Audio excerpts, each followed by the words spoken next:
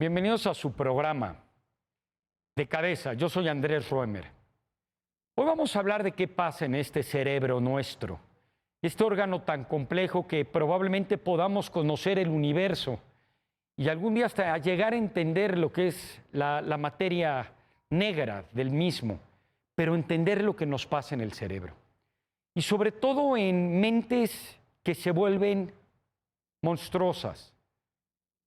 Después de la Segunda Guerra Mundial, Adolf Eichmann, este ser humano que mandó a matar a millones de personas, se le encuentra en un juicio donde la gente se espera ver realmente a alguien terrible, maquiavélico, brillante, desgraciado, monstruoso, pero la gran sorpresa es que encuentra una persona nada fuera de lo común, nada brillante y nada monstruoso. Hannah Arendt, de hecho, escribe un libro al respecto, Eichmann en Jerusalén, y otro sobre la condición humana. ¿Qué pasa que un ser humano se puede volver de ordinario a terrible? ¿Y por qué genera una forma de ver al otro y lo deshumaniza? Y dice, el otro no es humano, porque si yo lo veo como humano, yo me siento culpable de lo que me pasa. El invitado que tenemos hoy es una gente que se ha dedicado a estudiar esto. Ha escrito libros de por qué nos mentimos a nosotros mismos, por qué somos homo fallax, seres mentirosos con nosotros para poder acabar con otros. Ha escrito libros sobre el animal más peligroso, que es el humano. Y sobre todo sus últimos dos libros, uno sobre ser subhumano y ver a los otros deshumanamente, y el próximo libro que viene que tiene que ver sobre los monstruos. Señoras y señores, David Livingstone Smith es una persona que nos pone de cabeza, nos hace entender lo que no hemos entendido, un filósofo reconocido. Espero que después de hoy podamos tener una mente crítica para no repetir errores que hemos repetido a través de la historia. Espero que gocen esta entrevista. My dear friend, David Livingstone Smith, it's really an honor and a pleasure to be with you today here at our program. How are you? I'm honored to be invited, Andrés. It's my pleasure. David, there are a few people I think that have done so many books that are against intuition.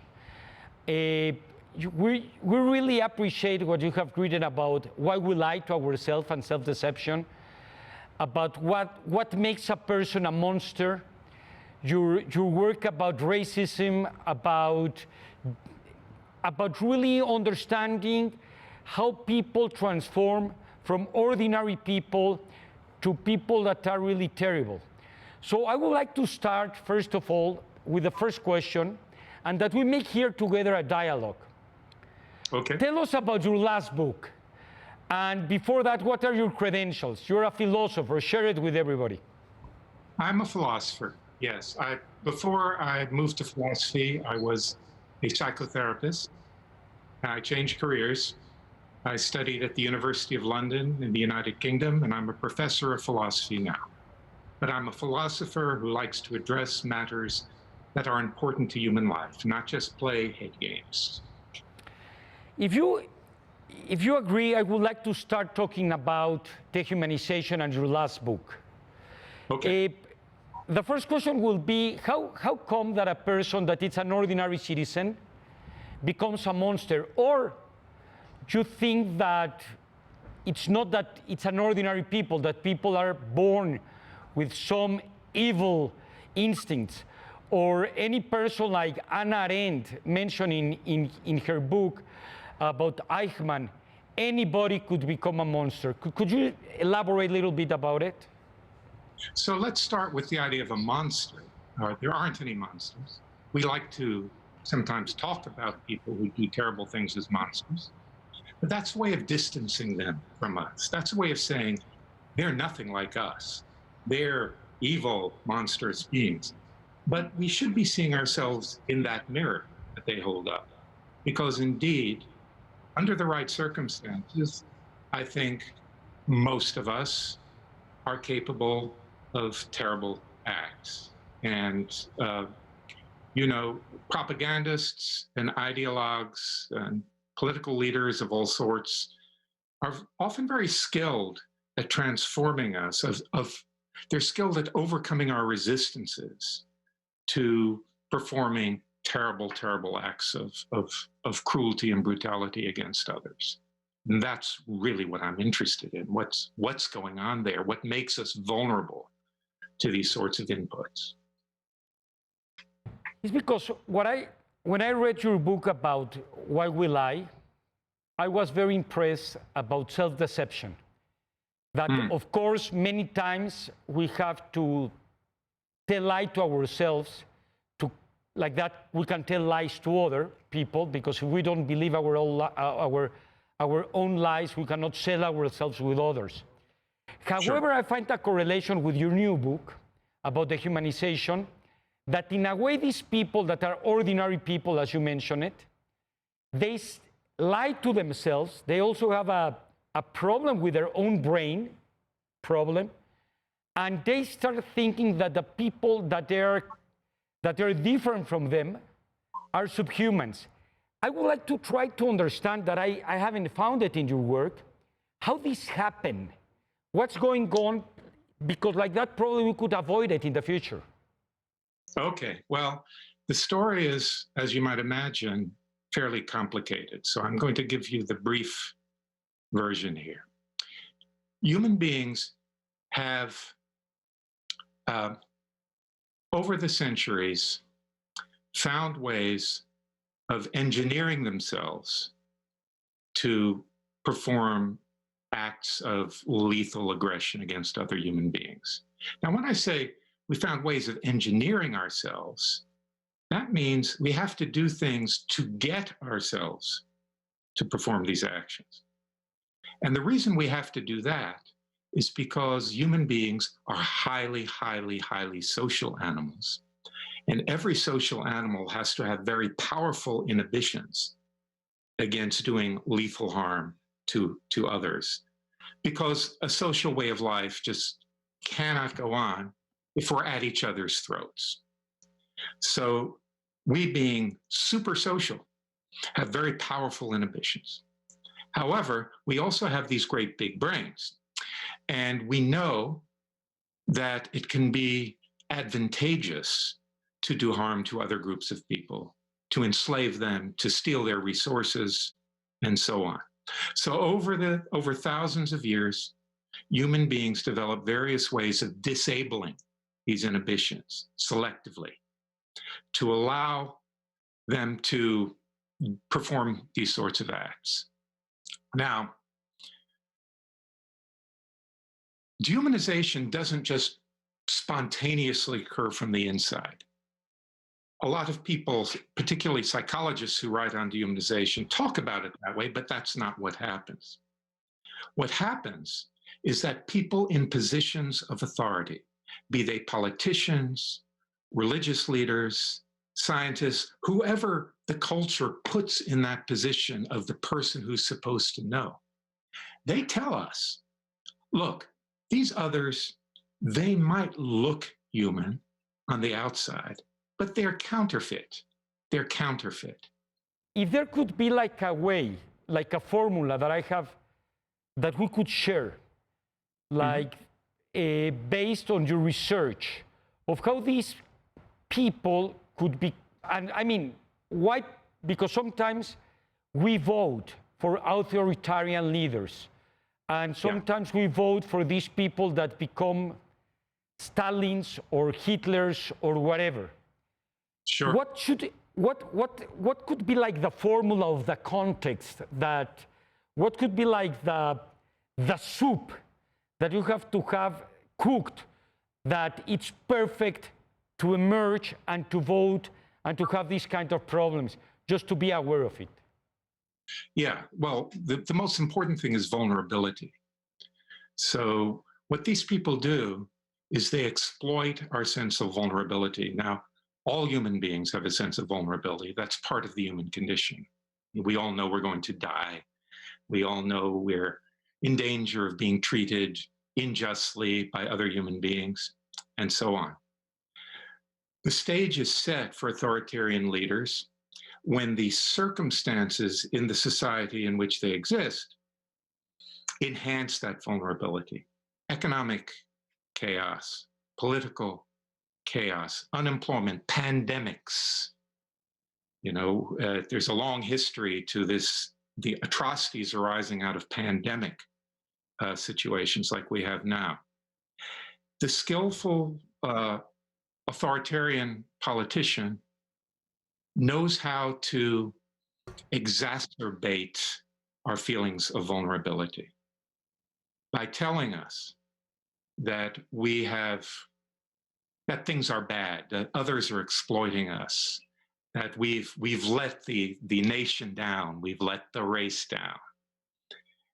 And so in doing that, they create this sense not only of our failure, but also that they're enemies taking advantage of us and out to destroy us. Once they get us in this state, if they're skillful enough, they can do this. Then they offer a magical solution. And of course, if we are feeling that vulnerable, if we're craving salvation from these dangers, then we're inclined to accept the magical solution.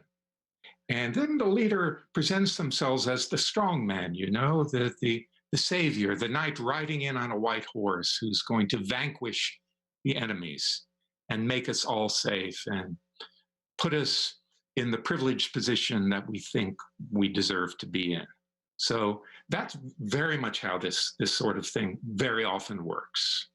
And dehumanization is often part of that, because when you're describing the other as the enemy, as the danger, it really helps to present them as unclean or predatory animals that deserve to be killed. Wow. And I mean, this is an amazing formula, because if we could analyze what have happened through history, we could see what you're telling us. There is a depression, there is a crisis. Then, second step, there comes a scapegoat. Are the Mexicans that are crossing the borders? Are the Indians, or the Jews, or whoever? And then it comes the person that will make America or France or Germany great again, and that will bring the Third Reich to. And this have happened all the time, which shows three things I can see. One is our human vulnerability. It's pretty easy for us to believe in these kind of things because we don't actually are like very well prepared to understand what's going on. And second, we're very easy to be manipulated. Yeah. My question now comes, how can we solve this problem? What can we do? Because I mean, I don't know if this is like a kind of a virus, that there will always be racism, there will always be a scapegoat, and even if today is one group of people, tomorrow will be another. And I don't know if it is part of human beings and human nature. Because my main question for you in this topic is that I have seen that education haven't been the solution. Because many people with PhDs and doctoral degrees, even with the Nazis, choose the final solution. So when everybody says it's education, it's not exactly education. Can we do something? I think what's very important is the kind of education. Exactly. That's part of it. So part of it's the kind of education. Part of it is the structure of the society in which we live, which needs to give sufficient security so we're not vulnerable to that sort of propaganda. And part of it is keeping track of those who want to get us to do terrible things to one another, because they have to overcome our resistance as human beings, you see. So let's look at all of that. Well, this one part of the education we need, and which is completely absent as far as I can determine, is understanding what it is about human psychology that makes us vulnerable to these political forces. Dehumanization is a psychological response to political forces. You need to have a theory that accounts for the interplay between these two things. So that's something that people aren't taught.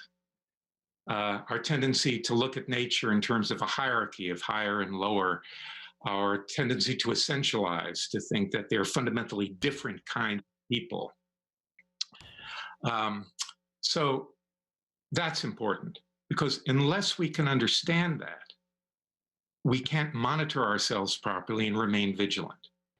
You have written a lot about self-deception. If I understand you correctly, even that you're a therapist, and I have read a lot of things that you support in many ways, Sigmund Freud. If I understood correctly, in terms of self-deception, Freud have told us that we need to lie to ourselves to survive because of a lot of traumas and a lot of terrible things that we have lived. But what I read and what you have told us is that more than that, we actually lie to ourselves because we want to sell ourselves to others and being able to manipulate them, to convince them of many things. So we need, for survival, we need in a biological kit to learn how to lie, verbally and non-verbally. Putting that thing aside, the second point that is related to the humanization is, but we also need enemies. Sometimes we create enemies. We want to bond with our tribe. We want to be part of the chosen, etc. And I think probably this is a question for you, a self-deception, the need, which is against intuition, the need of having enemies could be also a biological evolutionary thing. Both things together, it's a perfect magical situation that ever and ever again we will have this kind of banality of evil, in the words of Hannah Arendt, of people that will again take advantage and look others as subhumans or enemies. And even if you write a lot of books and we talk a lot about critical thinking, there is always this terrible notch. I hope it's not what I'm telling you what it is, but I want to listen to your opinion about it. Yeah. So first of all, I'm very skeptical of evolutionary explanations of psychological phenomena. The evidence just isn't there, and I can't see how the evidence can be acquired. And we really don't need it. We just need to look at human beings as they are to understand what their dispositions are. I don't know about the need for enemies. I know that we're easily frightened, and that fear, that tendency to be frightened of others, is exploited by people who have something to gain. I think a need for enemies is way too strong. Certainly, human beings organize themselves in groups, and there's intergroup conflicts. But remember, the boundaries of groups, unlike any other animal that I know of, the boundaries of human groups are highly flexible. So former enemies become allies, former allies become enemies, and back and forth it goes. So lines get drawn, and what's really important and interesting is how these lines get drawn.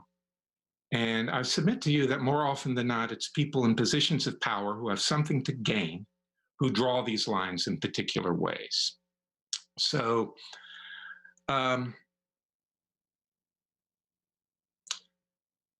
yeah, if I didn't think we could do, if I thought we couldn't do something about this, I probably wouldn't bother to write, right? But I think we can. I think we can do a lot better. And even if what you say is true, even if human beings have a need for enemies, which, like I said, I doubt, understanding that might offer a solution. I mean, look, think of human bodies. We have all sorts of vulnerabilities, but medical science can fix some of those vulnerabilities. We can get vaccinated, right?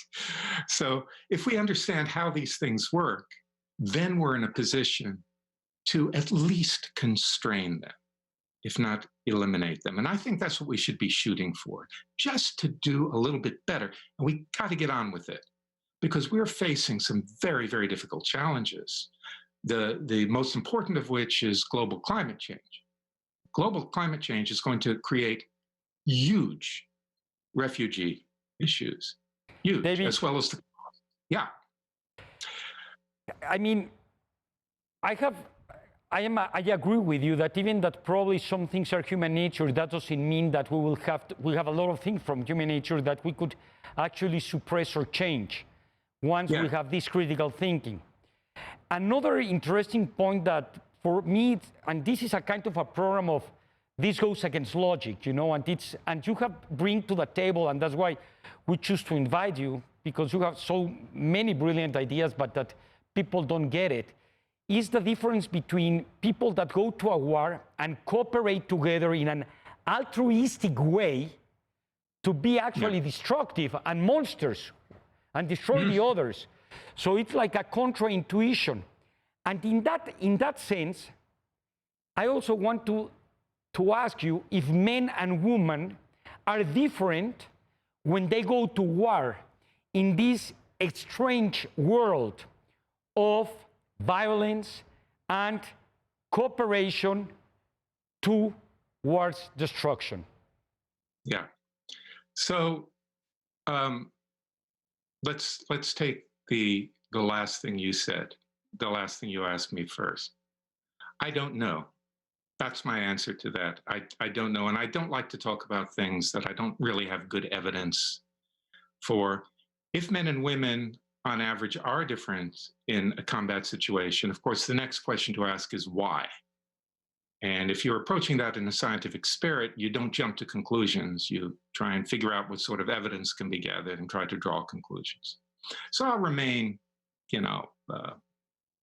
agnostic on that point.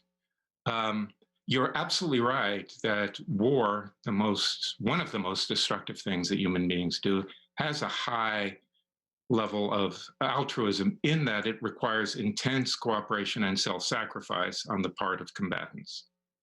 But let's take that up a notch. Let's think about genocide. Well, genocide is also highly moralistic. So here's the paradox of genocide. Those who commit genocide usually think they're saving the world from evil, right? And we can go to the most egregious examples. We could look at the Holocaust. I mean, that's what the Nazis thought. They saw Jews as evil monsters out to destroy everything good. And they saw it as their moral duty to perform these acts of unbelievable, horrible extermination. I had the chance to talk with Henry Bernard Lévy, this intellectual guy from France that, as you know him, he has written a lot about anti-Semitism. And what surprised me when I talked with him was that he said that we could never finish with it. Like with many other ways to discriminate others, he feels this is a virus, and that we will have to live with the idea that today we have this kind of virus and tomorrow we'll have another one, but it will always be there. Do you agree with him? I'm suspicious of predictions about what will always be. I think it's good enough that it is here now and has been with us for a very long time, certainly in European civilization. My next book, which I've just delivered to the publisher, has a whole chapter on the history of anti-Semitism over the last 2,000 years, and particularly since the late Middle Ages. It is very robust. It's very much built into the Christian worldview as it evolved in the late Middle Ages. Will it go away? Maybe. Let's try and make it go away. Let's see. Let's see if it does. David, given that the timing and the problem we have about it, that because we just have 2 minutes, I want really to promote your books. I want to share to all the people that are watching that A Dangerous Animal, Why We Lie, Dehumanization, and what's the title of the new book that it's coming? On Inhumanity. Dehumanization, how to resist it. But it's coming It's published today. Yes, but you already delivered another manuscript, another draft. Yeah, that one's called Making Monsters, the Uncanny Power. I'm looking forward to read it also. But just to end and to finish, I want to share with all the audience that at the end, even that we lie to ourselves and we lie to others, we also, most of the time, talk with the truth. And that's extremely important to know. David Livingstone Smith, thank you very much. Muchísimas gracias to be with us en tu programa de Cabeza con Andrés Roemer. David Livingstone Smith nos invita a pensar. Hemos estado de cabeza. Me llevo por lo menos 3 cosas. ¿Por qué votamos por líderes autoritarios? 1, nos dice David, hay un caldo de cultivo. Estamos vulnerables, hay una depresión económica, hay desempleo, hay crisis de identidad, no sentimos que pertenecemos. 2, buscamos un enemigo, al otro, al que se cruza la frontera, al que se ve de color diferente, al que no piensa o no pertenece a nuestra tribu, al chivo expiatorio. Y 3, viene un salvador, alguien que te propone ideas. ¿Qué nos dice David? Es hora de usar la cabeza, de tener un pensamiento crítico. También me llevo la idea de que a veces nos autoengañamos, pero que no necesariamente eso sucede siempre. Al final de cuentas, no es la educación, no es lo que sabemos, sino qué sabemos y cómo procesamos lo que sabemos, lo que cuenta. Nos deja pensando David Livingstone Smith. Les agradecemos haber compartido este momento y nos vemos el próximo domingo de Cabeza con Andrés Roemer. Muchísimas gracias.